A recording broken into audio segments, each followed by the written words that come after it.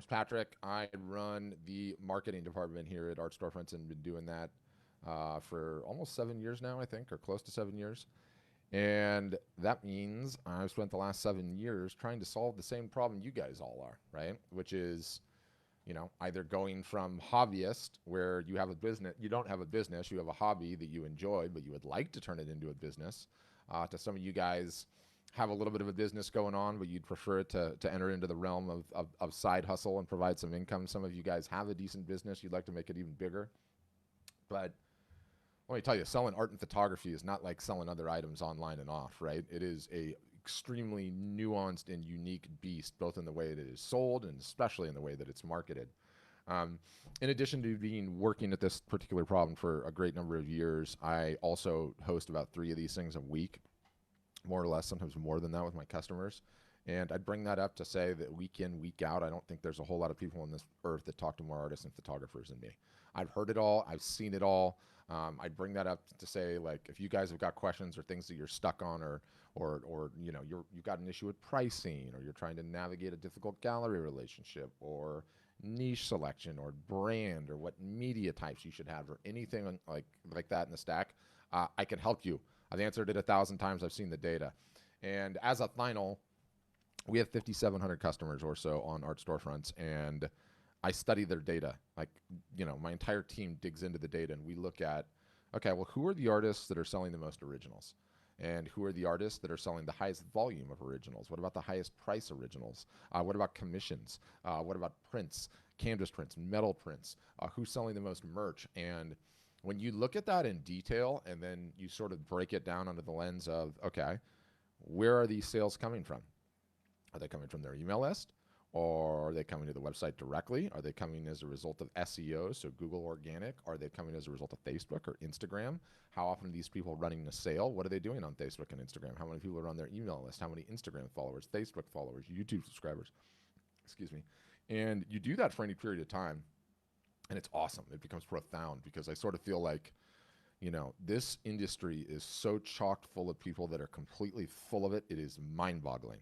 And sort of the analogy that I like to give, it's like if we all of us lived in the same size town and there was only one bank in the town and I worked at the bank and your neighbor was out there driving a Mercedes and looking all flashy, and then I worked at the bank and I'm like, wait a minute, that person has 27 cents in their bank account. They are completely full of it, okay?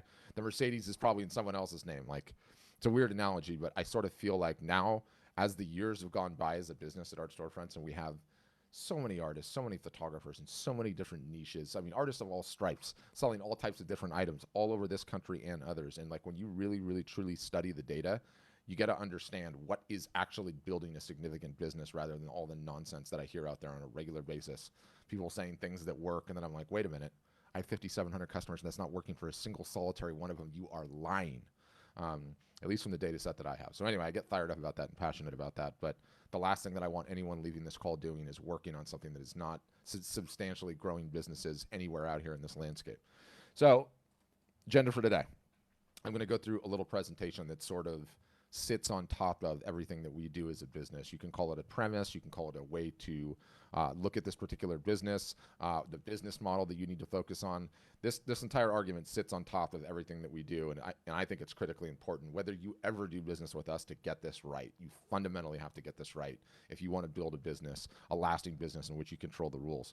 After that, we do, like, if you're interested and you're like, hey, these guys sound like they know what they're talking about, this is interesting, then we do the demo process. And the demo process is basically test driving the car. You get to drive the car, see all the bells, see all the whistles, play with the buttons, right? Talk to somebody. They'll look at your work, what you do, and it's a private Zoom session, and it's totally tailored to you, and it goes like an hour, and it shows all of our bells and whistles. But we can get more into that later. As the presentation rolls along, at the bottom of your Zoom window, there's a chat button. And so you can kind of hit that chat button. And if you feel like, hey, I've got a question, I want to get it off my head, you can type it out into the chat. And as soon as we get to the Q&A on the backside, I will answer that. Or if it's something that can be answered right away, my team will do that as we sort of roll along. And as a final, I'm going to be mentioning all kinds of reports and PDFs and links to things and videos and the like. And some of those I might throw links in the chat for you. But for everything else, as soon as the video's over, the session's over, the video of the entire session goes on a web page, and then all the links will be there. So don't feel like you have to write anything down or click anything. You can just wait until the email comes after the fact. So on that note, let's get into the presentation. I'm going to move myself over here, pull this thing up. So I wrap this whole thing in, and I call it the art selling pyramid, the art photography selling pyramid. And I really do believe that this is the path to a successful art business in 2021 and beyond. You have to get this right. If you get this right, you stand a chance of making it. If not, it's like going into a fight with one arm tied behind your back. And why is it a pyramid? I stole it from Maslow's hierarchy of needs. And I'm not sure if you're familiar with this thing, but the idea is that you have to sort the bottom blocks and then you can sort the top blocks, right? Maslow's case, the bottom one, you have to eat, you have to sleep, quotidian need, you got to do that daily. You start sorting that, you can deal with safeties, you know, lifting weights apparently, and getting fit and having a bag of money. But anyway, the point is that you got to sort the bottom blocks before you sort the next blocks up. So the bottom block of the art selling pyramid is attention. And this one can't be underscored enough. And yes, Mark, I will make you a gin and tonic while you listen. And I love that question. It's not too early. It's got to be 5 o'clock somewhere. Attention, you guys, is the currency of the land that we live in. Every single solitary person on this Zoom call needs more of it. You need more eyeballs to look at your art or photography if you even stand a chance of selling it. And there's a couple of different ways that I spin this, but no different than Maslow's needs, the physiological needs of eating and sleeping and needing to do that daily. We all have to work on getting more attention daily, which means we all have to work on our marketing consistently, which absolutely none of you are doing. Right? No one ever does it. This is the biggest problem with artists and photographers. None of you guys ever market consistently.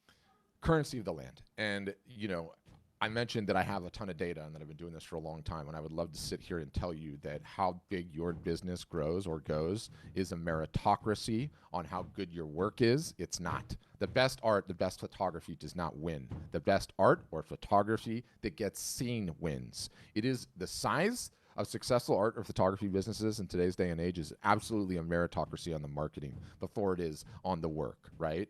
And, you know, I always say on these sessions, if I was to ask you this question, who are some of the most powerful women in the world? How would you answer that question? It's an open-ended question, right? Do you know who some of the most powerful women in the world are?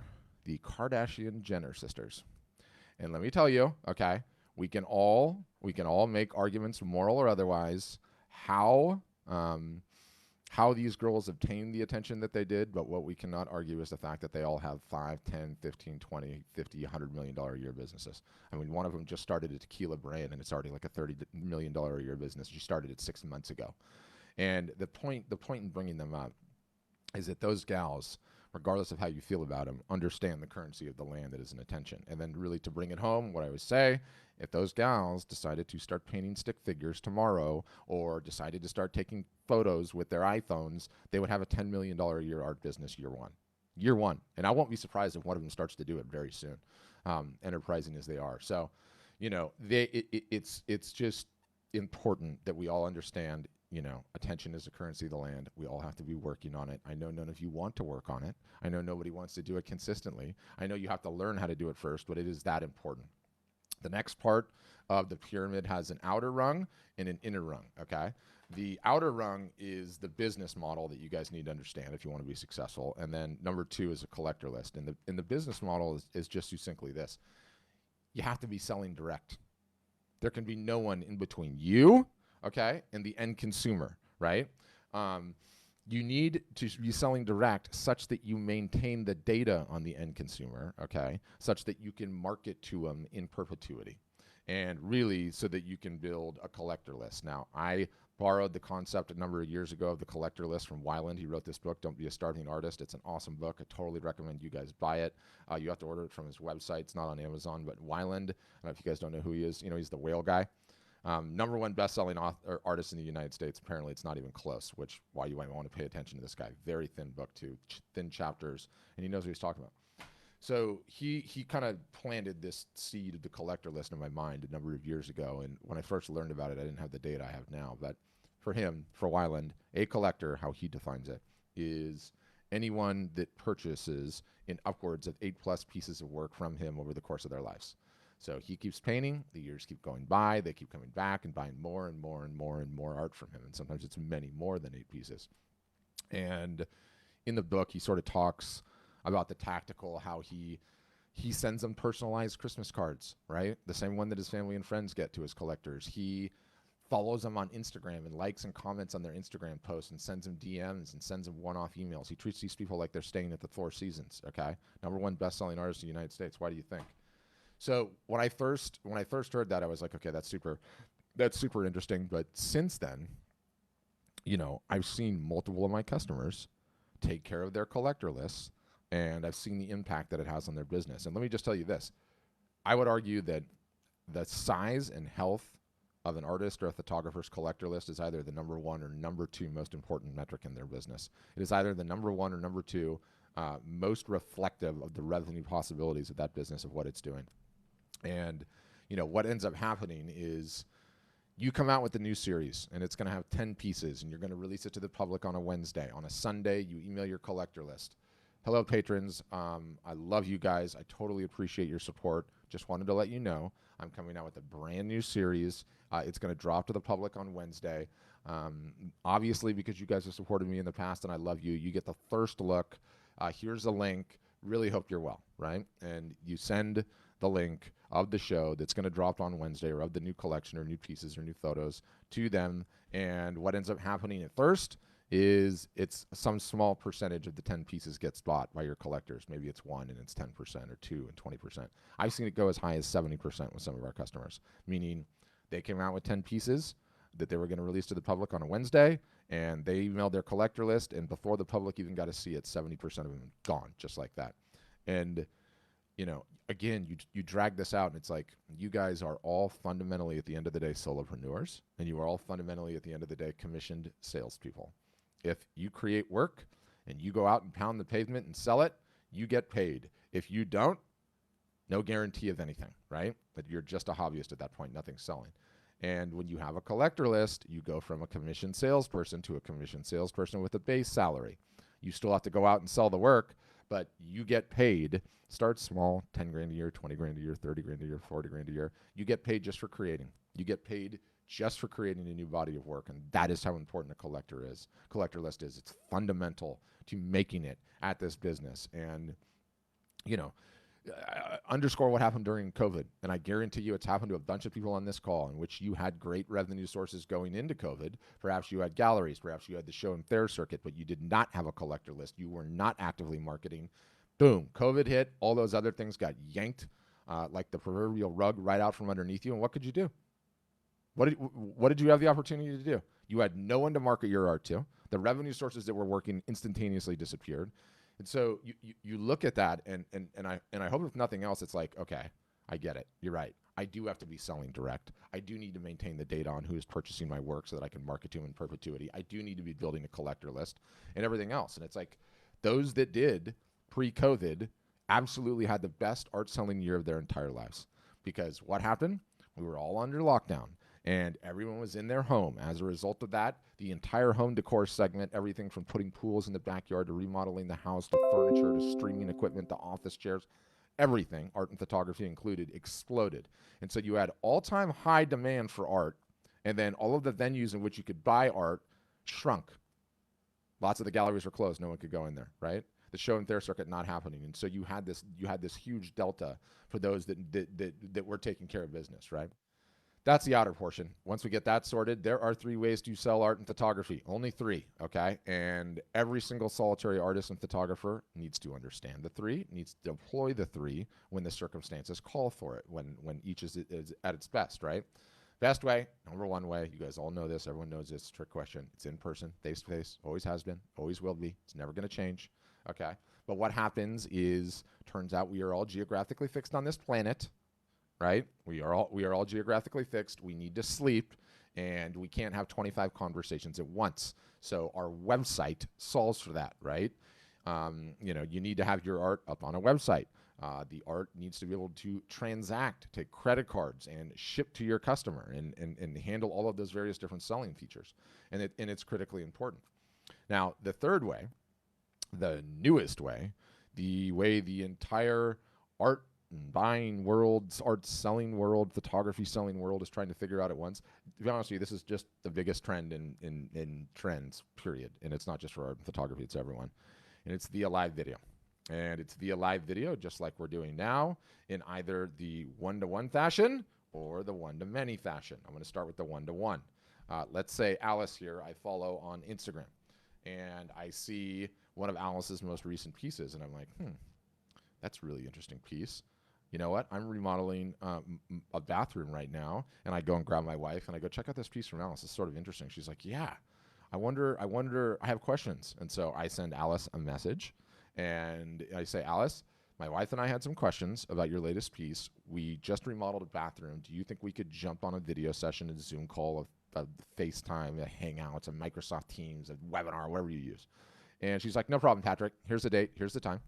So next thing you know, I'm in a Zoom call with Alice, and she's holding up the piece, and she's explaining to me the different sizes and the media types and what her inspiration was. And I'm getting to know Alice. My wife and I like her. Her dog comes busting in. I was like, hey, I've got a dog too. We both got dogs. We're bonding on dogs. I have a relationship with her now, and I now purchase the art, okay? That is insanely powerful. Very, very few artists are doing it. How many of you guys have booked a video chat to sell art on a one-on-one fashion recently, right? Not that many have. Not that many people are figuring it out. But that's the one-to-one. Now let's get into the one-to-many. The one-to-many is this concept of a live art show. And during the course of the pandemic, we sort of figured out how to do these and started testing like crazy. And this is my buddy. His name's Matthew Locka. The tank top shirt aside, somebody call the police. This guy's missing sleeves. But the shirt aside, he ran 2 of these shows. It was with excess inventory. He called it a basement sale. This one was on June 9th, and the other one was on, let's see, what was this one? May 22nd. So whatever, 15 days between the 2 of them. On these 2 sales that he ran in his garage basement, he's a painter customer. He lives in Laval, which is Quebec in Canada. He sold 62 pieces for a little bit over $30,000 Canadian in 15 days. And not only did he sell those pieces leaving his house, not only did he sell those pieces retaining the information on who made the purchases, not only did he sell those pieces without leaving his house, retaining the information, but not paying a gallery a commission, which is what this guy's traditionally done, is, the big dog and pony gallery shows that I'll show you in a minute. And we were like, whoa, those results are amazing. Now, he's holding numbers. He's streaming this to Instagram, to Facebook, and his YouTube all at the same time. These are older works. It's not even what his new stuff looks like. And people were asking questions, and it was just phenomenally successful. And we're like, my job is as the guy who runs a marketing department here, is to constantly look for the new ways of selling art. And if there is something that's effective, immediately try and understand what it is and duplicate it. So after his show, we have just been on a tear running these things, one after another after another. This gal, her name's Meg Nappenberger. She is a painter from Kansas City. She was moving out of one studio and into another. And don't worry, I'm going to send you links to these things. You can watch them afterwards, and I want you to watch them. And so she was moving out of one studio into another. And you remember what I said about the book and the collector list? So in this show, Meg had something like 80 pieces in this thing. And she was going to run the live art show on a Wednesday. And a lot of them are smaller pieces, like color studies, sketches, and the like, right? Like not framed, like paper, out of her sketchbook, the whole thing. She emailed the whole thing to her collector list Sunday night. 46% of the show was purchased before it even ran on a Wednesday. And so in Meg's case, she sold something like 68 of the pieces for a little bit over $12,000 on her show. And these things are just remarkable because they're sales opportunities that are not tied to anything, right? Like maybe, let's say you guys are doing some decent marketing and you're running a Black Friday and a Cyber Monday and a Valentine's Day and a Mother's Day sale. Fantastic. Well, guess what this is? This is a sale for no reason whatsoever. It was Meg's moving sale. It wasn't tied to any date or anything else. But anyway, since then we've run one after another, different artists, different parts of the country, different niches. How do you promote the show? How do you advertise the show? How do you get butts in seats when you run it? Are butts in seats when you run it even important? Do you need to be wearing white gloves when you're doing it? No, you don't, but it adds an effect, right? We've literally run hundreds, and we've made a ton of advancements. And I'm going to pop back to this in a second, but this is absolutely full stop the future of selling art and photography, okay? I've never seen anything like this perform as well as this as I've ever seen. Not even close. The results are absolutely insane, unless you think that we're the only ones doing it on the low end of the scale. This is, you guys don't have a lot of reports in your industry. This one is called the Art Market 2021. It's put out by Art Basel and UBS Global. I'm going to send you links. I think you should check it out. They have this cool like little website thing that they've created, key findings, but the topics on this thing are like the global art market, auction sales, dealer sales, art fairs and exhibitions, online sales. And as a disclaimer, these reports only interview the top 5% of artists in the world. And so picture people making well over 6 figures a year all the way up to many, many millions a year. But just listen to this from 2020, okay, from the COVID times. And I quote, Chapter 5 looks at the online art market and the rapid evolution in sales in 2021. The chapter shows how the dealer sector shifted sales online in 2020 at the development of online viewing rooms, OVRs. You know what an OVR is? It is a snooty way of saying a Zoom call, okay? It is a Zoom call, no different than what you're on right now. On one side of the Zoom call is either the artist agent, the gallery, and on the other side is the high net worth individual, okay? And they are sold art. And it goes on to talk about how at the very top of the market, all throughout COVID, the one-on-one, okay, video selling, or whatever you want to call it, live video commerce was tremendous for them. For us, on the smaller scale of things, you guys, I've never seen anything like this. And I've run so many of these things this time, and just to kind of like spin your head around on it, like, it doesn't necessarily just need to be a live art show, right? Like this guy had a show, same guy, Matthew, my buddy, had a show in the middle of COVID. And the gallery was like, look, we can run this thing, social distancing, masks, not that many people can come in. This would have been in July. Was it in July? When was it? July 24th, 2020. So a little bit over a year ago. And the show happened, by the way, collector list, bought a good portion of the show before it even started, just to be redundant on that point. But this is an actual show hung in an actual gallery, okay?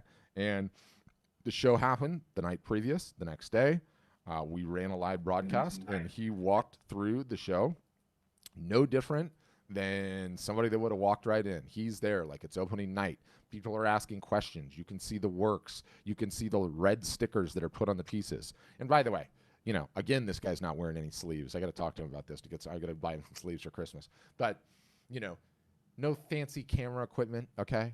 Okay, it was just a phone, AirPods, and his Mac laptop. And like the gallery owner's daughter was walking around, okay? And this is like an old bank that was turned into a gallery, so it's like a bank from the 1800s.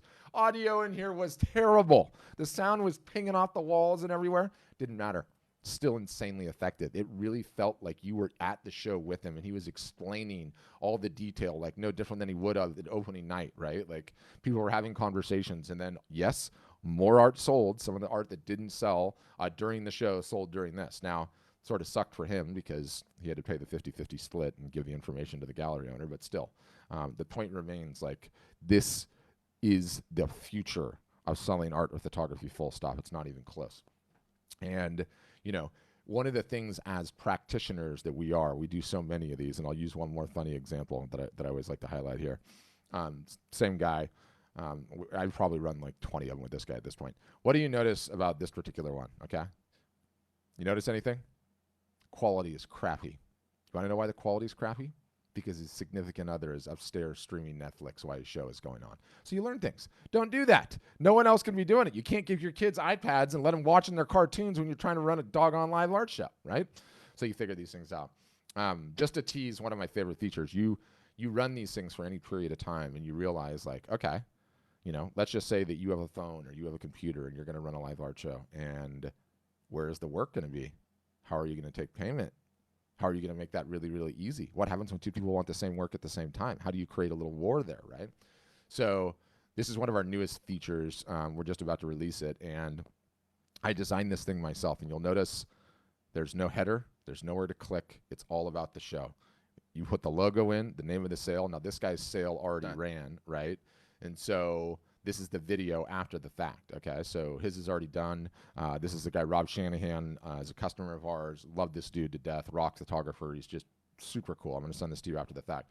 But this is our newest page, and I love this thing because you can see what happens is that from the time that you go to create this page until you're done, it takes 2 seconds. You take the entire book of images. And by the way, do you see how they're all small? These could all be iPhone shots if you were so inclined. These are the pieces that he had in his show, right? And you take the entire folder, You drop it on this web page. It instantaneously creates a grid. You number each one. You price each one. You size each one. You put a description on each one. It's there. It's done. And then as the show is rolling along, this is the link that you send everybody, right? And if somebody clicks the buy now button, a little side cart pops out. Very, very easy to pay. They can use Google Pay, Apple Pay, whatever. And boom, once the transaction's done, it instantaneously goes to sold. So what I love about this is that, you know, assuming you send your live art show to your collector list, and in his case, these were like stuff that he had laying around, and a couple of them, the frames had dings in them or whatever, so they're significantly cheaper than what he normally does. Great photographer, this guy. He's got access like I don't even understand, like, you know, the Beatles and the Rolling Stones. He's like everybody's best friend. Anyway, the point is, people come to this thing and they see the sold everywhere, right? Sold, sold, sold, sold, sold, and the FOMO, the fear of missing out, is real. So anyway, I love that feature. We can go more into depth on that later. But that's the selling art via live shows. And I'm not kidding. I've been doing this for a long time. I've never seen anything like this. I routinely have customers that in one event, one sales event, okay, one live art show event, and there's kind of like some tactical to it. So finish off the pyramid. Top rung of the pyramid is everything else. You are working on attention. You are doing so in a quotidian fashion. It's daily, right? You understand the business model. You are building and nurturing a collector list. You understand the 3 ways to sell art, and you're applying them when it's applicable. The top is everything else, okay? If you've got any other revenue sources, retail galleries, online galleries, I don't care if it's Saatchi or Redbubble or Fine Art America or Etsy or eBay or whatever, or if it's the local one in your town or somewhere else, fantastic. I love that, but it's got to be in addition to everything else. It's got to be the gravy on top of everything else. Show and Thayer circuit, all of that. You do that, you understand this pyramid, okay, and then you chalk in a little thing called perspective, and you realize you have a lot of time to get this right. I routinely, on these calls, okay, I run into 40-year-olds, 50-year-olds, 60-year-olds, 70-year-olds, 80-year-olds, and I get at least 3 or 4 90-year-olds on a monthly basis on these calls. What does that tell me? You guys all have several decades left to sell your art, okay, to sell your photography. So if you get the business model right, you know, it's important to have the perspective of how much time you have to get this right. Even if you, up till now, you haven't kept a single solitary record on anyone that's purchased your art. Yeah, that was a bad move, okay, but that was the way it was done back then, right? Now is the time to change, and you've got time to change. You've got time to get this right. And the perspective is so important. The perspective is so important because, you know, what do I see all the time? Artists that never do any marketing, period, of course. Artists that treat their marketing like a gym membership. This is going to be my year, right? You sign up for the gym in January, and then February 15th rolls along, and you're not barely going at all, right? Like most artists approach their marketing, and it just goes time and time again. My point in bringing all that up in the perspective, especially, is 1, you need to learn how to market. That's what we teach. 2, you have to do so consistently all year long. If you can get past that, you're going to win. That's the good news. The bad news is first year sucks. First year sucks, okay? Most of you have no idea how to market at all. You're not capturing emails. You're not emailing those emails. You're not posting regularly to the socials. You don't understand the concept of omni-channel marketing, in which your message dovetails the email, dovetails with the social post, dovetails with all the social posts, dovetails with any other broadcast channel that you might have, and how to amplify that. Most of you are not running the requisite number of sales in a given year. Even if you are running the sales, you don't even understand how a sale works. You don't know how to tease it. You don't know how to announce it. You don't know what to do during. You don't know how to extend it. You don't know how to think through the discounts. What's the best way to do it? What are the best subject lines? And so I bring all that up to say we don't sugarcoat things around here. Are we a fantastic business? Will we teach you to be great at marketing and actually grow your business? Yeah. Will the first year suck? Oh, you better believe it sucks. And depending on your technical level of acumen, it could suck way worse for some than others. But I don't know what the alternative is. I don't know how you make it in this business and really build a successful business if you don't get that pyramid right and you don't work on your marketing.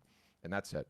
And please don't take that cynically, because that's what we offer. I don't care where you go or how you decide to do it. If you don't follow that pyramid, you do not control the rules. You can have the rug ripped out from underneath you at any point in time, and you are essentially, like, let's just say you stick with the gallery model or you stick with the online gallery, right? Like, you're essentially a tenant farmer. You're never going to own anything. You might get free room and board and some minimal salary, but you are a tenant farmer and they can kick you off that land at any point in time. And you're not going to leave with anything except scars to show for it. So you've got to get it right. I believe that this industry is going through its blockbuster Netflix moment. It's going through its Uber taxi cab moment. And that old damn exploitative 50-50 split, you don't get to keep your customer information. While it's that worked in the past, it's over. Those days are over. It is unnecessary, okay? You absolutely do not need to be dealing with this in the slightest anymore. You can go direct, and yes, you have to learn how to market. Yes, I know none of you want to learn how to market. Yes, I know marketing sucks, but you have to do it. If you do it, you stand a fantastic chance at building a real business and real lasting wealth. So that's what I would say. All right. So yeah, that was pre-recorded. I apologize. Normally I do that whole thing live, but today I got caught on a call. So at this juncture, we open it up for Q&A. And how do we do the Q&A? A couple of different ways. If you are one of the brave ones, okay, that has your camera on, thank you, Gail, thank you, Robert, and you have a question, you can raise your hand old school way, and we will see that. But for everyone else, if you look at the bottom of your Zoom window, there is a little like reactions button, and you can click that thing, and that gives you a way to raise your hand digitally, and that kind of lets me know like, hey, you've got a question, and then we can turn your mic on, or yeah, turn your mic, unmute your mic, and you can ask whatever question you like. You can literally ask me about anything that was covered in the presentation. It's Friday, so it's open line Friday. Anyone can ask literally anything. No, what was that? It was on a radio show I used to listen to. Pricing, print on demand, marketing, niche selection. What are the best selling media types? Do you need to worry about SEO? No, you don't. What are the marketing sources that are working? Live art shows, anything in between, all on the table. And if you don't want to turn your camera on, you don't have to turn your camera on. Okay, I hate being on video, so I totally get it if you don't want to be on video. And then also there's the chat, right? And I came in a little bit late, so I won't be able to see the previous chats. But if you've got a question, like Kat just threw a question in there, and I'll answer that in a second. You can throw the questions in the chat, and I'll deal with those too. And then if you are one of the ones that's watching on Facebook or Twitter or YouTube, I see those comments too. Got a far out from Robbie. Thank you, Robbie. Soon I'm going to take that in the positive.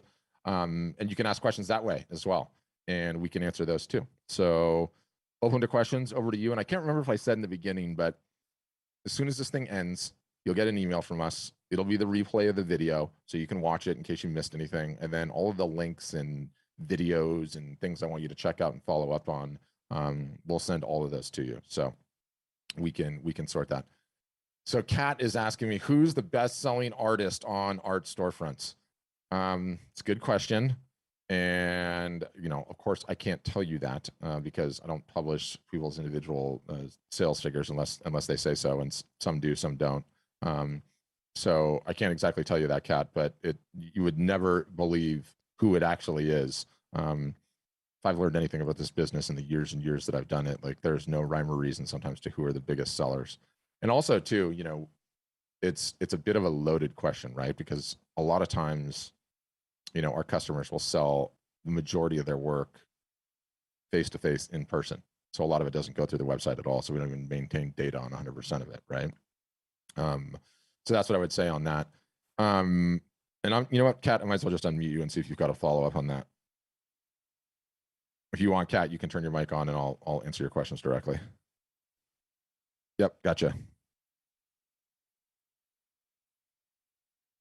Did that answer your question, Kat? I sorry, I couldn't just tell you who it is, but we don't disclose that stuff. Ooh, Kat, so your mic is unmuted, but it doesn't look like it's working. So I think you've either got the wrong mic selector, maybe you're on your cell phone. So Gary's got a good question, and this is a bit of a crystal ball question, and I will I'll answer this. So Gary's asking, and I'm unmuting you too, Gary, so you can ask follow-up questions. So Gary's asking, what's the best-selling media type? There's no rhyme or reason to that one either. Like one of the things that we do all the time is like study people's data intently, and some people sell a ton of canvas, and some people don't sell any acrylic, and some people sell a ton of acrylic, and some people sell a ton of metal. And so, fundamentally what's underpinning your question though is it's a crystal ball question, Gary, and let me explain what I mean by that. You're asking, if I just know what the best selling media type is and I offer it, I'll start selling a ton too. Nothing could be further from the truth. The most important thing when it comes down to media types is don't outsmart or think you're smarter than your customers, right? Like, offer a selection. I think you need to have a fine art paper. I think you need to have canvas. I think you need to have metal. I think you need to have acrylic, and I think you need to have wood. I've got the whole pile of them over here I can show you. And let your customers decide what the best sellers are. So that's sort of my official position on it. And you're unmuted, Gary. I can hear you. So go ahead. Well, I meant it like I don't really do. I do pottery and sculpture, so I don't really do something Yeah, that so I could sell. yeah, so you don't do any prints. Yeah. So what? Just But out of maybe curiosity, I should switch. I don't know. no, I don't necessarily think you need to switch. Your business is just a little bit different, right? Mm. You know, I imagine you usually have higher price points, which is a great thing. You have a massive pain in the butt in shipping, which is just a reality of your business, right? But yours is totally different. I mean, number one, fundamentally, you still have the same marketing problem that everyone else does, right? You need more eyeballs, more attention, everything that I alluded to in the recorded video. But two, what's interesting about pottery or sculpture is, given that you have the higher price points on quite a few of those things, you want to be having as many video chats with potential buyers as possible so that you can show the work, you can merchandise the work, you can hold it up, you can let them get to know you and sell that way, right? So I could judge the health of your business just based on how many of those chats that you're having on a monthly basis. Mm. Interesting thing to think on. Do you have any advice for people that, like, I mean, when I was listening to what you were saying, I was just thinking, oh my God, that I'm like so guilty of not keeping up on my customers. It's just been like a I know. huge failing. I mean, I've been doing this for a really long time, Yeah. so I just think I just, like, it almost makes me want to just slit my wrists. I'm just kidding, but you know what I mean. It's just No, like, I know what you mean. I know what you mean. okay, now how do I make up for 40 years of not keeping track of anybody? Yeah, well, I But mean, anyway, it's the oak tree thing, right, Gary? Like, what's the best time to plant an oak tree? Would have been 40 years ago. What's the next best time? Today. And you earn those customers, right? So if you have contact information on them in the slightest, when you first reach out, that is the best time of all, because we think in our head, we fall into this trap that says, like, if I sell them something once, they're gonna love it.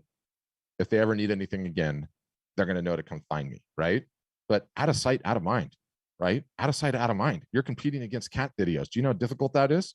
So what you have to do is you have to let them know you still exist. In the first time that you reach out to all of those folks, and there's various different ways to do it. I mean, if you've been doing this for 40 years, you probably have some receipts in a shoebox somewhere, maybe some names and addresses and old phone numbers. Okay, we could still use those.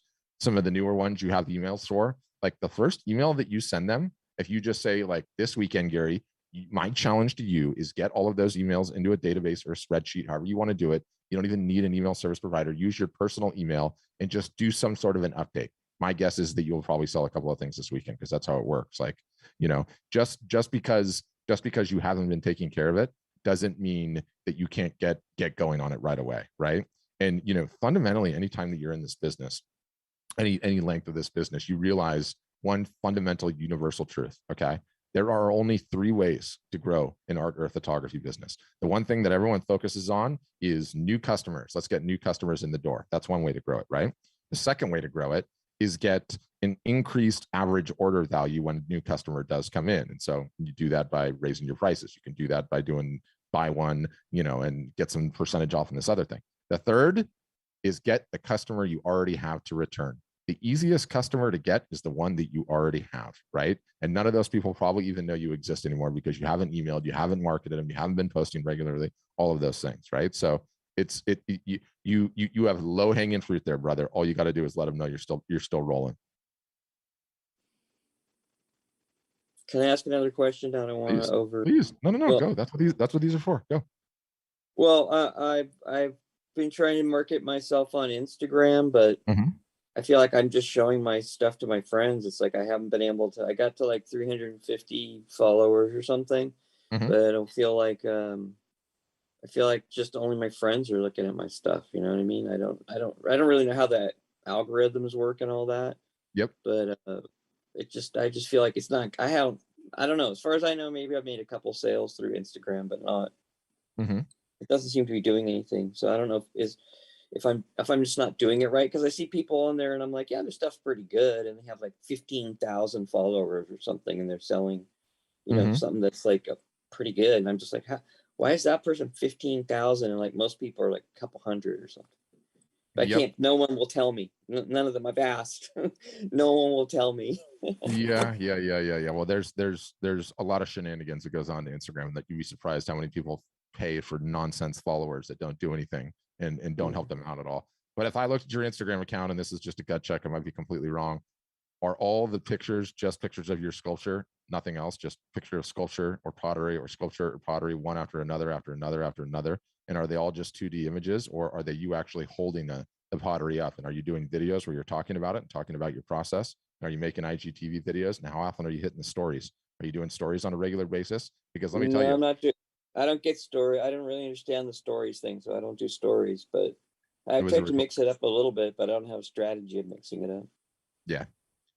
If you like, send me an email with your and you'll have my email address because I'm going to email you the replay. Just reply to that and say, here's my Instagram, check it out for me, and I'll give you a Okay. couple pieces of advice. But my guess is that we so many artists, okay, and I look at so many of these things now, I can't even begin to tell you. So many think the brand is just the work, right? Your brand is just the work. Don't fall into that trap. Just as important as the work is you. They want to know what Gary's into. They want to know that he likes a cold IPA on a Friday afternoon, or that he has a dog, or that he likes to go kayak fishing, or whatever it is that you do. You are a part of the brand as much as the work is. And so one of the biggest mistakes artists do is they just post 2D image after 2D image after 2D image and after 2D image. Now, that's a little disingenuous for you because you're a sculptor and you're not, just showing photograph after photograph after photograph, or like painting after painting after painting, right? But, I want to see you holding the work, and I want to see you talking about it, and I want to see you placing it in a collector's house, and I want to see the flowers that are in it if it's pottery or whatever, right? So send me an email, I'll look at it, I'll audit it for you. Okay. But so Instagram, is it important? 100% it is, massively so. Oh, okay. I mean, sadly, one company owns the majority of the attention in today's day and age, and it's Facebook and it's Instagram. And we have to be contrarian about it. If you and I were in the fishing business, brother, we would go down to the docks, get on the boat, and try to drive the boat to where the fish are, right? Well, turns out we are in the fishing business. The fish are attention. So we got to get in the boat and drive to the platforms that has it. Right now, that's Facebook and Instagram. That might change. It does look like it's going to change at some point. And, when it does, then that's what we got to get. That's what we got to do, right?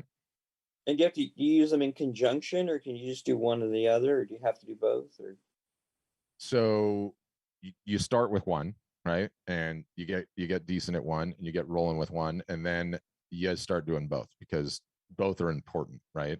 And fundamentally, because we are in such a distracted world today, right? Where there's attention is so fragmented, right? Like if we went back to the 70s, there were 3 television networks, right? Now there's 575 television networks, and I'm not even talking about the internet yet. So the point is that each one of the various different platforms gives us an additional opportunity to have a line in the water on attention. So yes, you need to use both. You should be using both, but you can start with Instagram.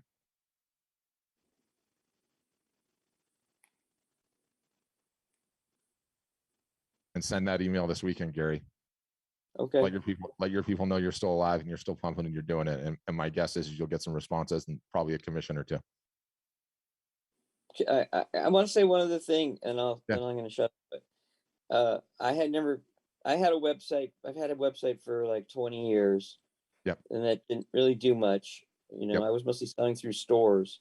Mm-hmm. And then, so when the COVID thing happened, I had opened an Etsy like a really long time ago, and then I never did anything with it because somebody told me they didn't think Etsy was a good look for me or something.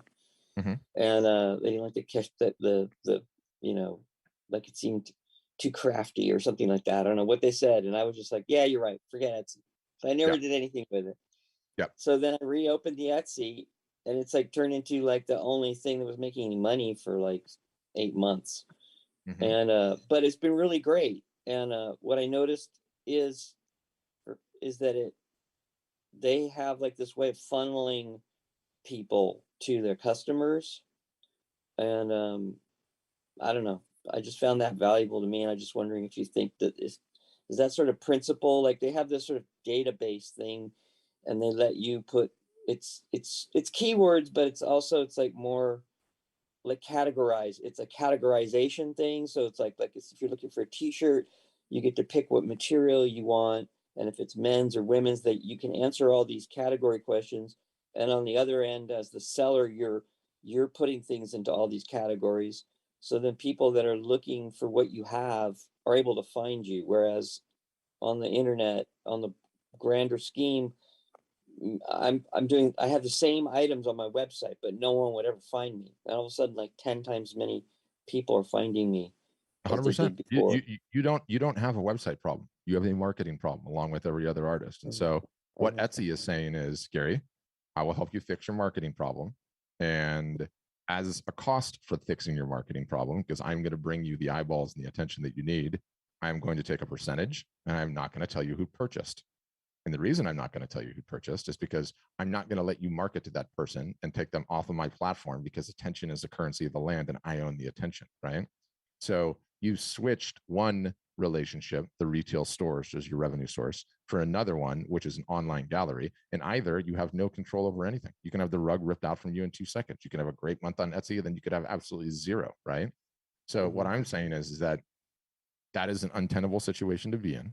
You do need your stuff up on a website. The difference when you get a website with us is nothing. The difference is you're going to start working on your marketing. You're actually going to drive people to the website, right? And that's what changes the game. That's what's fundamentally different. And do you guys do an Etsy like thing where people like log on? Nope. They don't log on to your website and then find photography from your website. You own the website. You're responsible for the marketing. We teach you how to do that for the rest of your life, and you work, month after month after month, year after year after year, and the business continues to grow, and you own everything. And that's the way it should be, because that's how you have all the power. Okay. Right. Thank you. That's how COVID or anything else that comes up doesn't slow you down in the slightest, because you own everything. It's fundamentally like, Etsy, and thanks for the questions, Gary. Etsy is no different than a retail gallery. I find it to be an exploitative situation. If you want to build a business, okay, that you have stable, steady, reliable income, and you're continuing to grow year after year, you got to own everything. You have to own your own attention. So that's the ball game. But some of your Instagram, Gary, and I'll look at it. It's going to go Gail next, and then D-Web, and then I'll get back to the stuff in the chat. So Gail, you're up. Yep, gotcha. Okay, so you mentioned, maybe trying some multimediums, and I was just having this discussion last night with someone. Mhm. Is that confusing for potential buyers if you're working in a variety, or say 2 or 3 different mediums? Mm-hmm. So what is the question specifically? Is if that's a good idea to do, or if that's okay to do, or if you can do that? Yeah, is it okay to do? Like, it part of me feels like that's confusing for people. Like, oh no, no. Do not create problems that are not problems at all. Like, you're saying, like, that might be confusing for people. How do you know it's confusing for people? Because you think it's confusing, or did someone write in and say, Gail, I was going to purchase some art from you, but because you have these 2 different styles on your website, I find it to be confusing. Not happening, right? Things that did not happen for 500, Trebek. No, you can absolutely have multiple different styles. It doesn't matter in the slightest. Like, again, you are the brand as much as the work is the brand, right? And what artists always do is exactly what you're doing. And it's just human nature. I'm not knocking you. Like, I've done this plenty of times in my career. It's like, we think we know what the answer to the question is, and we haven't even asked the question. Go and ask the question and see what the answers are. It's like, you're working in a little shop, right? And it's like 1500 England, and you just keep making creations, and then you don't ever load them up on the ox cart and take them down to the little city center and try and sell them, right? You're just saying, like, maybe this will sell, maybe no, take them down to the city center and see what will sell. Then you'll find out what's going on, right? Okay.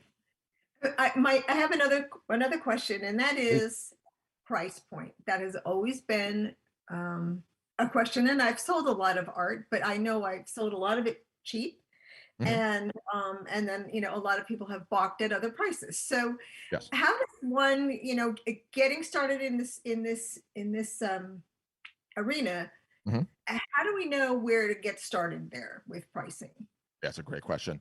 Anytime in business, you always want to ask yourself, if I'm about to make a decision, i.e. how I'm going to price this, is it a reversible decision or not? I.e. if you decide on something, is it easily changeable? And there's very few things as reversible as pricing. You can be high one day and you can be low the next day. So it's important to understand that, right? That's number one. Number two, is artists underpricing themselves and being mortally afraid to raise their pricing is prominent as cancer in the health context? Yes, it is. Like, it's just a real problem. It's endemic in this industry. So we recommend certain percentages of markups on the work, such that you have the ability to discount when it's time to run a sale, because that's what gets people to take action. That's number one. Number two, we set some pretty firm guidelines on what you can do. Like, once you get into enough sales situations, you realize that it's nice to have a higher price point so that you can come down to get the deal over the line. Okay, I'm asking $1,000 for this, but you know what? I'm willing to come down on a little bit of the price because I really want to move it today. Would you take it today if I gave it to you for 800, right? And so you want to have that margin in there. And Okay. what's so funny is that, like, I know of 2 brands in the world that don't discount. I only know of 2, Louis Vuitton and Tiffany's. That's it. Okay. And they're merging. So now it's about to be 1. Every other brand I know of discounts. Okay. So discounting is a completely normal part of the process. And also, what you find out, the longer you're in this industry, the higher the price the work, the more negotiation goes on.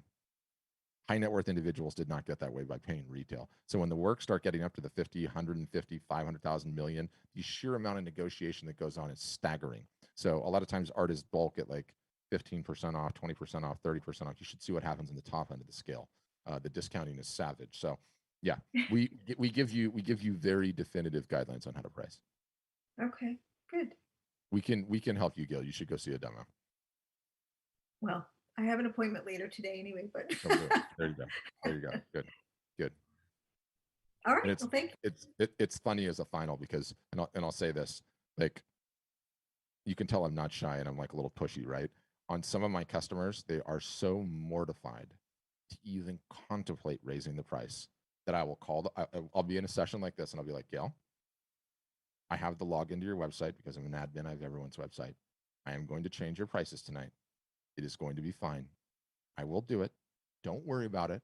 Just have a nice night. And I will go in and I will raise all the prices because they're selling well, right? They're commanding those prices. And so don't worry. We've got the pricing thing worked out. We'll help you. D Webb, you're up next. You'll have to unmute your mic. I'll let you know when you get it. Gotcha. Hey, thanks. Hey, no problem. Hello, everyone. Thanks. This is all great conversation. Hey, Cool. Question about, like, how do galleries? What's been the relationship with artists and galleries? Now, like, if, for example, if an artist is on Art Storefront, what's their relationship with galleries and that whole dynamic? Yeah, it's a great question.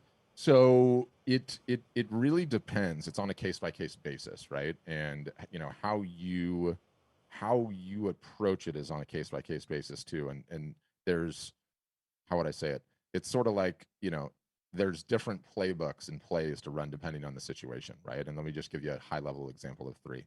Let's say you're in a gallery, you're selling extremely well in the gallery. The gallery is providing you $50 to $75 to $100,000 worth of income a year, right? And you approach that gallery and you're like, you know what? I want to start my own website and I want to start selling direct. They're going to be like, absolutely no way can you start your own website and sell direct. I'm paying you $100,000 a year, right? And that would violate our contract and I'll throw you out of the gallery. And you say, respect, totally get that. I love our relationship. What I'm saying to you is, I need to start doing some marketing. It will help our overall sales. And I know how important you are because you're providing me 6 figures of income a year. We will keep the same 50-50 split on the website. Done. They all say yes at that point in time because they don't care. As long as they get their cut, they're going to be totally happy. Now you're going to maintain the collector info on the sales that you're making. So that becomes a different scenario. So you can navigate it that way. Sometimes if they're smaller, they're doing onesie twosies, they're not providing you that much income in the first place. You tell them you're going to do that. Some of them are just cool. And they're like, fine, no problem. In other situations, they're like, look, we're going to end the relationship then. I don't want you doing that. And you have to make a judgment call. But if they're giving you $1,500 a year in income and that's not paying your bills, then you say, you know what, I'm going to do it on my own. I think I can do better, right? So we actually have an article on this. I'll put it in the show notes and send it to you on how to navigate a gallery relationship. But that's been kind of how it goes. It's not a conversation that's popping up too much recently because so many of them have gone out of business as a result of COVID and not opened back up.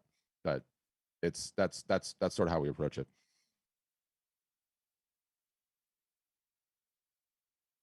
I lost you. Did you? Oh yeah. Oh yeah, there we go. Gotcha. Okay, thanks. Gotcha. So what if you're like just starting out and you haven't, if you become like part of Art Storefront and then approach galleries?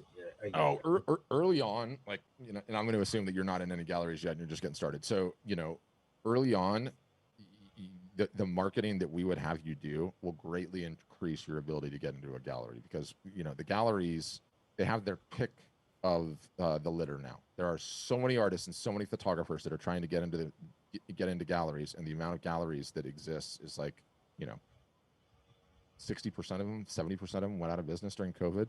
And so now they really have their pick, and they're not stupid, right? Like, they are specifically looking for the artists that have large email lists, large social followings, ton of website traffic, because they know that those ones are going to sell significantly better than the ones that don't, right? So you become more attractive, despite the fact I want you to avoid the gallery situation like the plague, okay? Because for what I said earlier, exploitative relationship, 50-50 split, and you don't get to keep the information on your customers, and so you don't have anyone to market to in the future. So I want you to avoid them like the plague. But the reality is that you are a way more attractive target if you look big on social media and you're sending emails. So that's sort of the long and the short of it. Okay, and how does Art Storefront work with? So if we have an existing site, how does that play out?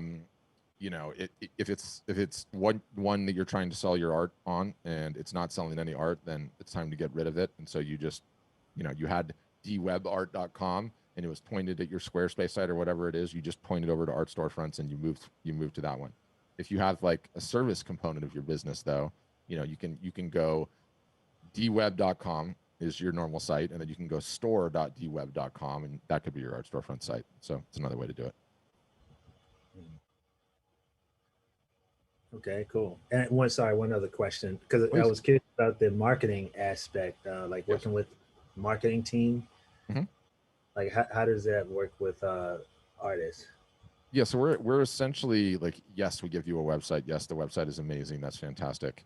But we're really essentially just we're a postgraduate university that teaches art, photography, business, and marketing. That's what we are. And everything that you could think of in a university setting, we have live classes all the time where you're answering questions. There's homework. There's textbooks in the format of playbooks. There is a calendar that tells you what to do 365 days a year. And essentially, that's all we do all year long, is teach our customers to market and sell.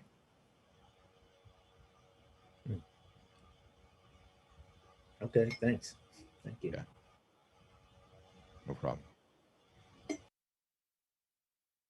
Okay, I think there's a few more in the chat. Let me just see. So Helen's asking, what is marketing with Facebook? One has friends, etc. How do I reach people who don't know us? There's a long answer to that. I mean, you need, you know, essentially, let's just say marketing as an umbrella. What it essentially comes down to is, one, you need to be capturing emails all year long. Two, you need to be emailing the emails all year long. Three, you need to be posting on the socials on a regular basis. Four, you need to be running sales when the time is right and understand all the various different mechanics of running a sale. You need to be running live art shows, as I alluded to in the video, and all of that comprehensively. Everything grows as a result of it. And we have some clever and creative little marketing techniques and tactics that center around print giveaways or merch giveaways that help give you sort of an injection of followers and, you know, attention, for lack of a better term. So that's what we teach all year long. Vada, you're up next. Go ahead.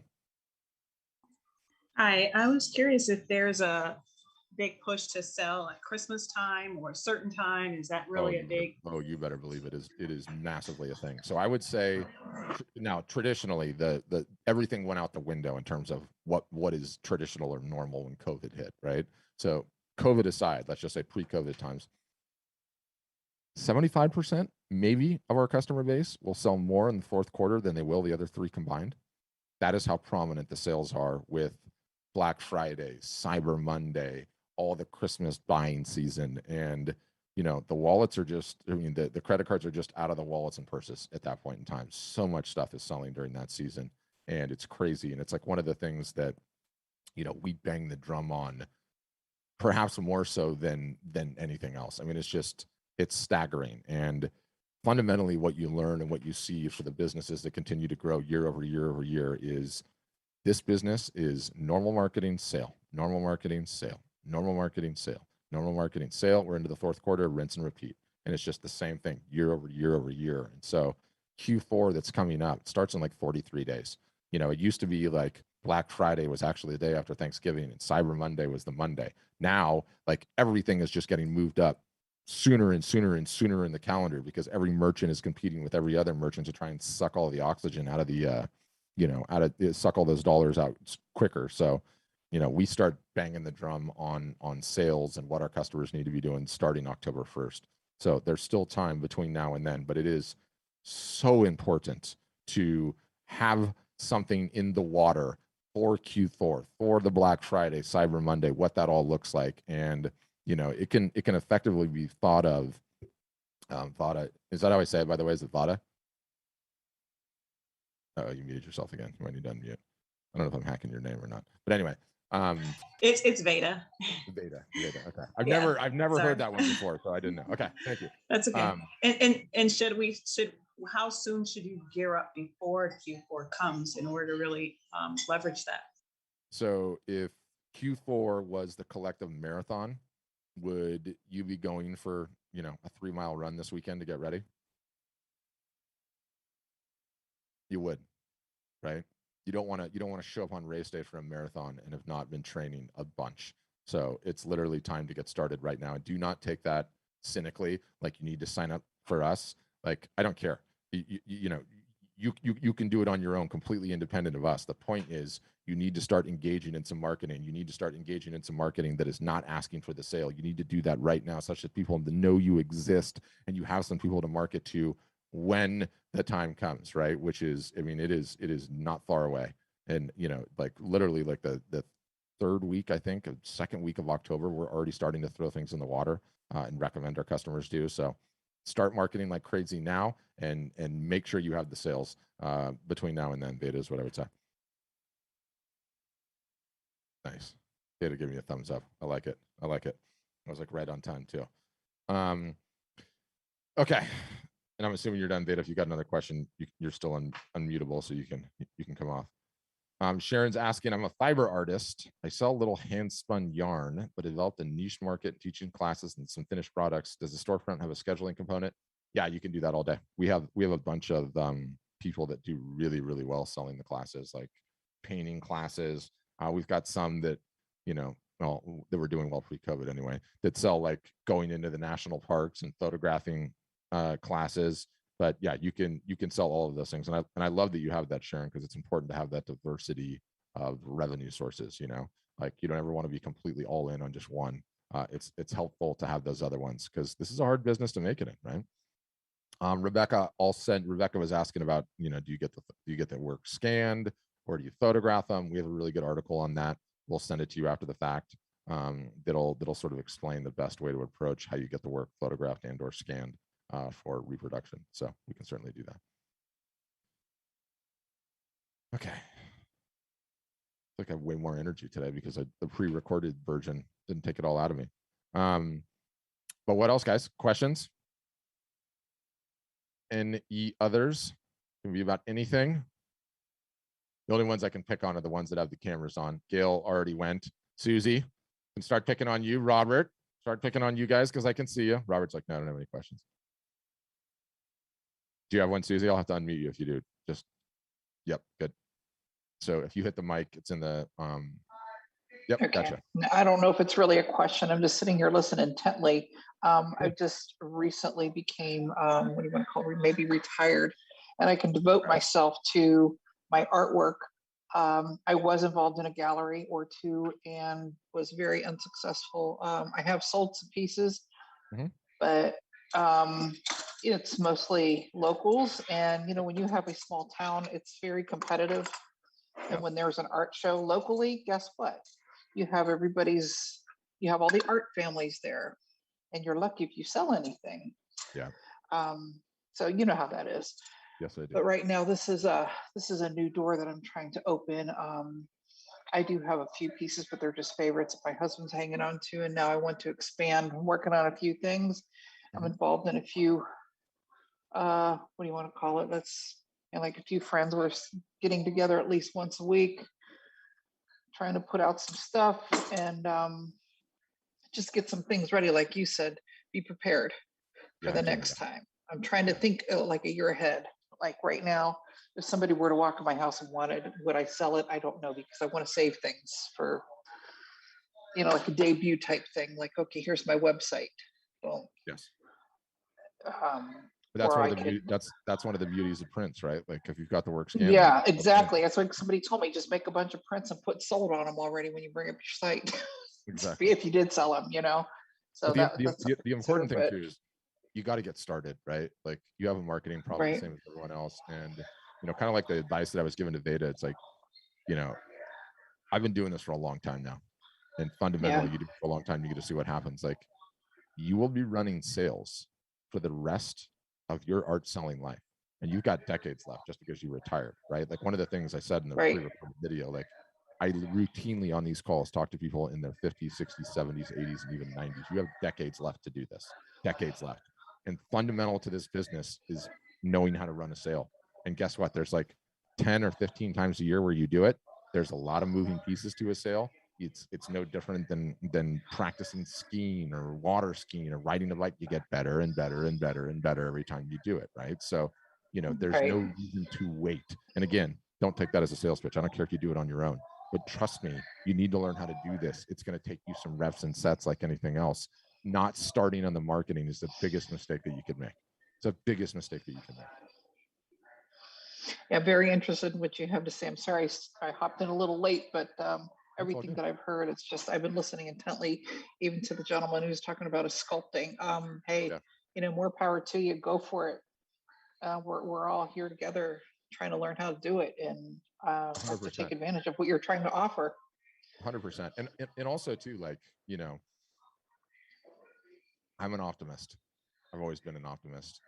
Optimistically, I don't want to see us go back into the damn lockdown or anything. No.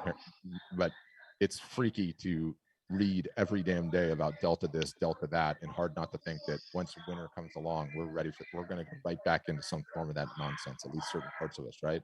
So why do I bring that up? I bring that up to say the people that were working on their marketing, okay, and had built an audience that they could market to, COVID was one of the biggest windfalls of their entire careers because all of the available places to buy art were closed and art demand was at an all-time high, like everything home decor related, because everyone was at home. There's a possibility that a scaled down version of that happens again. If you haven't getting started marketing, COVID's going to come. All of those other places that you had to sell are going to just dry up. And what are you supposed to do? Just sit on the sidelines and wait? That is an untenable situation to be in. You need to be able to sell. And if you've not started in on your marketing, you got no one to sell to, right? So, yeah, I got fired up about it. Oh no, I believe you. I just found out a way to ship a little cheaper. It was about $300 to send out a painting before. And I just discovered there's a better way to do it, and it's only going to cost me $30. So, yeah, so we're getting somewhere. I'm getting prepared, and I like what you have to say. Awesome. Good then on that. I'm good. Yeah. Thank you. Thank you for being brave and allowing me to harass you because your camera was on. I appreciate you. All right, so Helene's asking about pricing, so I can explain pricing. I know it's super helpful. So the way to contemplate us, right, and I sort of alluded to this earlier, but all of you guys have a marketing problem. If we don't solve the marketing problem, you're never going to have a successful business. That's just the way that it is. And so we realized early on, if we want to have a successful business, we have to have successful customers. The only way to do that is to teach customers to market. So we can't just offer a website, right? Like, you know, every artist out there has moved from one website to another website, to a marketplace, to here, to there. And what's changed in their business? Nothing. Nothing's changed because you didn't fix the problem, right? You didn't fix the problem. The problem is the marketing problem. So that's what we help you solve. So what we do is, yes, we offer a website, same as all the rest of them. Yes, there's a monthly fee, same as all the rest of them. But what we do that they don't do is we operate in a postgraduate university that never ends. It never ends. We teach you to market year in, year out, all year long, and it never ends. And it's live classes, and it's all the material that you need to study on your own. Think the textbooks, and it's all the support you need. Think office hours that you can go in at any point in time and get. And it's a calendar that tells you what to do 365 days a year. And that's what we do to solve it. So our plans start at $999 down, and I believe $49 a month.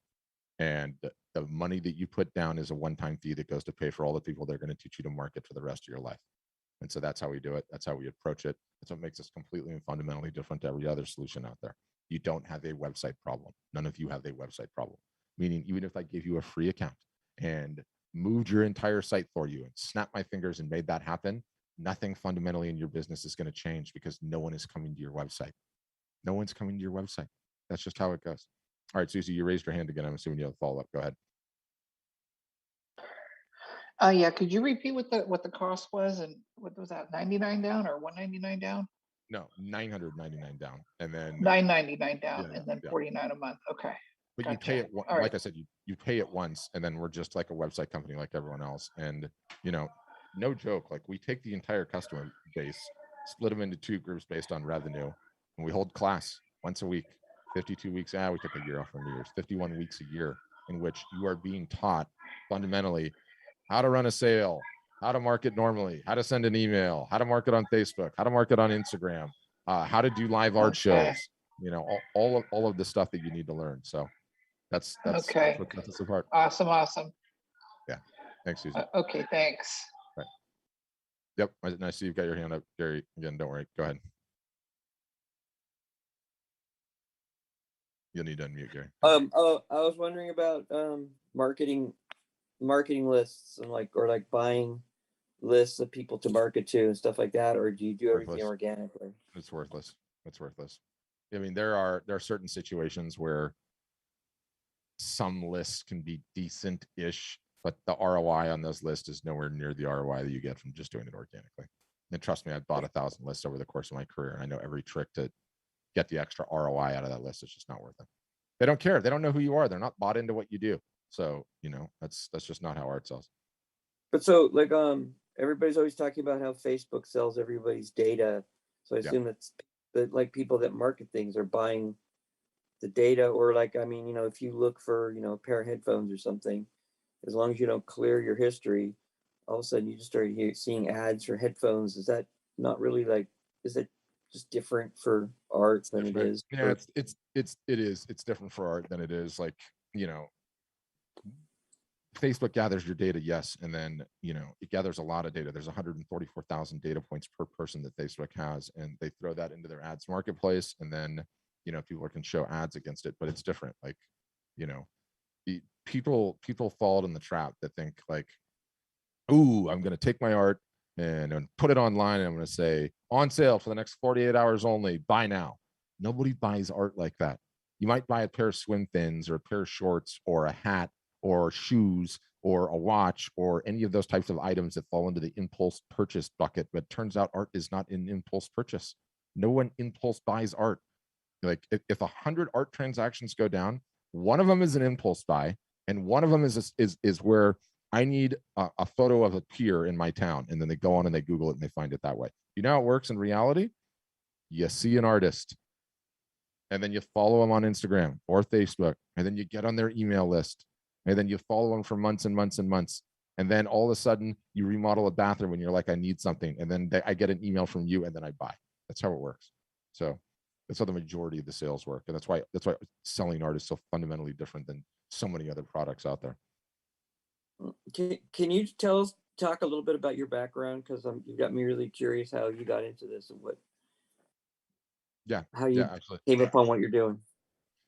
So I've owned businesses in the past, and I started marketing for all of them, and I've been hardcore marketing for 15 years now, and I've been working at art storefronts for 6 years now. Previous to that, I was also in the art industry, so I've just been doing this for a long time. I've been doing it for a long time, and there's fundamentally marketing is just about attention arbitrage and getting attention, right? That's what marketing is. But where things have changed is I've been doing this industry for a long time and learning the nuances of how art and photography sells. And then the unfair advantage that we have over everyone else is I've got 5,500 customers and I look at their data, and data comes two ways, right? Who's selling the most? What are they selling the most of? That's part of the picture, and that's hugely helpful. The other part of the picture is, where the hell did those sales come from? Did they come from their email list? Did they come from a Facebook ad? Did it come from Instagram? Did it come because they ran a live art show? Did it come from Pinterest or Google Organic or direct traffic? Or what did that look like? And when you study that enough, as well as run as many case studies as I have, then you know, it puts you in a very unique position, right? And as a final, I'll say, like, you know, there are so many charlatans running around out there saying this works and that works and here's how it gets it done and everything else. And what's so interesting about the position that I get to occupy is it's sort of like, let's say we all lived in the same town, right? And there was only one bank in the town. Well, it turns out I work at the bank, right? And so your neighbor that's driving that new Mercedes, you're like, wow, this person's doing really, really well. And then I'm sitting on the inside going, that person driving the Mercedes has 37 cents in their bank account. They are so full of shit, it's mind-boggling. Okay, do not follow that person, right? Like, this is what's working. These are the people that you want to follow. And so when you have that data at your fingertips, it allows you to make these value judgments about what is actually working and not working to actually grow an art or photography business. And I think that's one of the biggest benefits that we're able to give our customers. It's not just what to do, it's what to ignore. It's what to ignore, because so many artists and photographers just chase the shiny objects. Ooh, I heard this really works well. Or, ooh, I'm going to put my store up on Facebook. Or, ooh, my buddy's cousin, $500. I can do this SEO course and I'm going to, none of that crap works. Okay. They're all shiny objects and we all just go chasing the shiny objects because that's what we do as humans. So you don't need to do any of that. So that's what I'd say. That's my background. Thank you, Gary. All right, D-Web, you have another question? Go. Yeah. So, man, a lot of times I spend doing like a bunch of administrative stuff in addition to the little bit of marketing, which it's important. Terrible. But man, I would love to just go back to the spend more time at least with the craft, growing, and so you can provide that longevity as an artist that you want to do. So the danger, the trap there is that you thinking that you're going to get there just by practicing, right? And you could get there just by practicing, but you're not going to get there. You're going to get there much quicker by practicing and selling, marketing in equal measure, right? And one of the stories that I love to quote is there's a book on Picasso, and I can't remember what it's like, some Hungarian guy that interviewed him. I got to go and find it. It's an awesome book. And somebody came in and they said to Picasso, I'm just getting started. I'm a charcoal artist. What advice would you give to me? Early on, for me, my pieces did not command high prices, but they all sold. Your art has to get out into the world. And what Picasso instinctively knew, and what he learned along his career, yes, you keep trying things, but you have to go and try and sell them, right? Because if they don't sell, then you're onto something that's not working. If they do sell, you're on the right track. And by the way, when Picasso died, 45,000 pieces of unsold inventory. That guy could have signed a piece of tissue and it would have sold for $1 million at the end of his career. But he had 45,000 unsold works in his inventory. And no one ever wants to talk about that. Do you know what he was doing that whole time? Firing arrows, going and marketing, realizing nobody wanted it, and then trying something new until he arrived on something that really won. So yes, you can work and you can practice and try to get better at your craft. But if you're not taking the step of going and getting the feedback and trying to actually sell it, you're never going to know if you're on the right track or not. So you have to do both. Yeah, I agree. How does Art Storefront help out with balancing the two? Well, the balance is actually really, really easy, because what ends up happening is, and again, I go back to the gym membership analogy. Like, people will always ask me the question, how many hours a week do I need to spend on my marketing? How many hours a week do I need to put on my creating, right? Like, let me tell you what you need to do in terms of the marketing. Pick a number. Doesn't really matter. It's arbitrary. And then write the check mentally that you're going to give me that many hours a week for 52 weeks in a year. But no one ever does. No one ever markets consistently, ever. And so when you write the check mentally, I'm going to do 5 hours a week. I'm going to do it for 51 weeks a year, 50 weeks a year. I get 2 weeks vacation. And I'm going to write that check right now, and it's gone. It's out of your bank. And you're going to do that. And what ends up happening is, whatever the hours that you pick, let's say it's 5 hours, somewhere about like month 3 or month 4, give or take, depending on situations, you're going to get some sort of a win. It could be a big sale, it could be a small sale, it could be featured in a magazine, it could be something, but there is some success that comes from that consistent marketing. And what that tends to do, in my experience, is fill up the emotional reservoir that is the entrepreneurial up and down roller coaster that is being a solopreneur, an entrepreneur. And the 5 hours all of a sudden moves to 7, or it moves to 8. And then it just kind of goes up from there, and it just keeps going and going and going. And then finally you're over 6 figures a year, and you adjust to taste as you see fit at that point. But that's how it ends up working. So like, you can't go doing all the what ifs and contemplating all those things, right? Like you just got to just start doing the work. You just start putting in the work, and the things get sorted out for you as you go. Yeah. Does any corporate partnerships come from like Art Storefront, or is it just mostly artist to consumer directly? What you find is when you start consistently marketing, that's when those opportunities tend to happen, right? Like, it's not dumb luck that those things happen. Like they happen because whoever the artist or photographer is grinding on their marketing, and people are getting to know them, right? And like, one of the stories that I love to tell is people always ask like, well, I just want to market to interior designers, right? I'm just going to market to interior designers. I know that they're the ones that will really love my work and they'll sell my work for me. And I say, okay, great. Go ahead and do that. Let me know how that goes, right? And no one ever does the work consistently anyway, so it's sort of irrelevant. But we had a gal recently that got a huge sale. Just maybe recently, maybe 6 months ago. She got a huge sale from an interior decorator. I think it was like a $60,000 sale, a bunch of pieces. I don't know what she was outfitting, but it was a bunch of pieces. And we have this private Facebook group that all our members are in, and they post their wins. And it's like, hey, how'd you do it? Was it a Facebook ad? Did you call her directly? Is it like a long-term relationship or whatever? And the customer said, so turns out that the interior decorator's daughter has been following me on Instagram for 6 months, and she told her mom. And in my experience, that's how it happens in the real world. So how do you get interior decorators? You work consistently on your marketing, and as a result of that, good things happen. That's how it goes. Gotcha. Thank you. Yeah.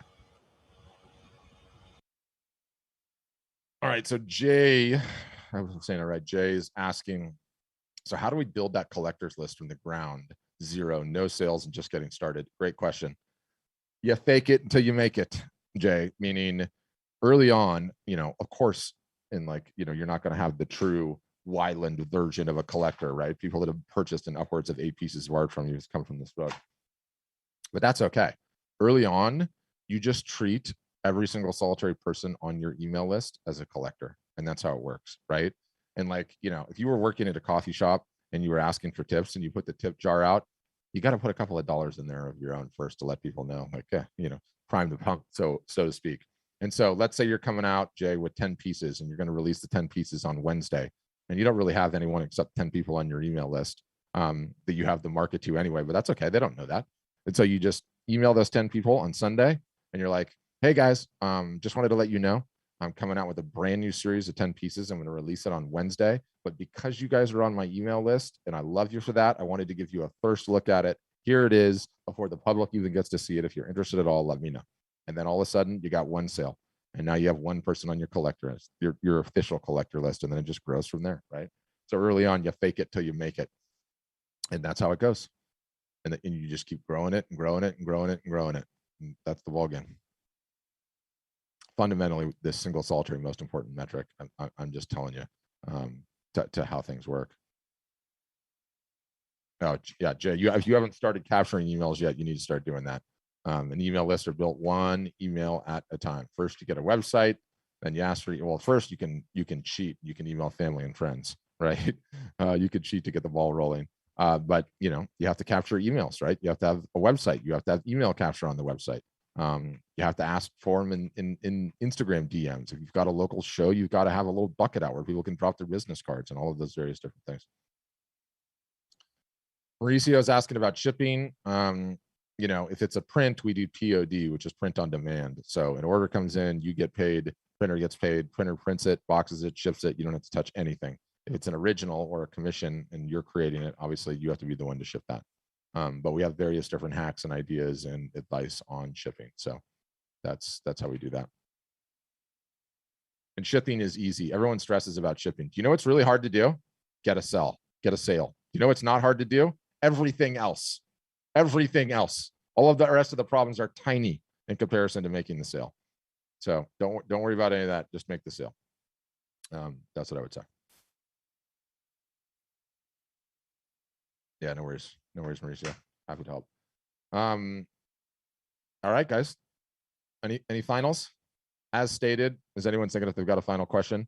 As stated, I will be emailing you the replay and all the links and all the various different things in a web page after this is all over. So you'll be able to click the links, check out the various different things, all the stuff that we talked about. 45 or 43 days till the start of Q4, guys. There is time to get going on your marketing, and get prepared for the biggest art selling weeks and months of the entire year. It's not even close. So there's time. If there's not time, it's not in the budget to join with us. I totally get that. There is still time for you to do some regular marketing and run a sale. If you can't sign up and you can't afford it and you have a Facebook page and that's all you got, well, then post a bunch on your Facebook page. Let people know that you're going to be running a sale for Q4 and be ready to run a sale for Q4. That's how it goes. Guys, it's just staggering time. Like literally the difference between who makes money in Q4 and who doesn't are the ones that do a little bit of marketing and at least ask for the sale. Ask yourself last Q4 if you did any marketing ahead of Q4 or if you asked for a sale. Did you run a sale in Q4? For the majority of the answer to that question is going to be no. I already know that. Do not let another quarter go by where you do not take action on it. It is so easy to do. You all can absolutely do it. So that's what I would say. Guys, great rest of your Friday. Thanks for hanging out and attending. Appreciate all you guys and your attention, and hope to see you again in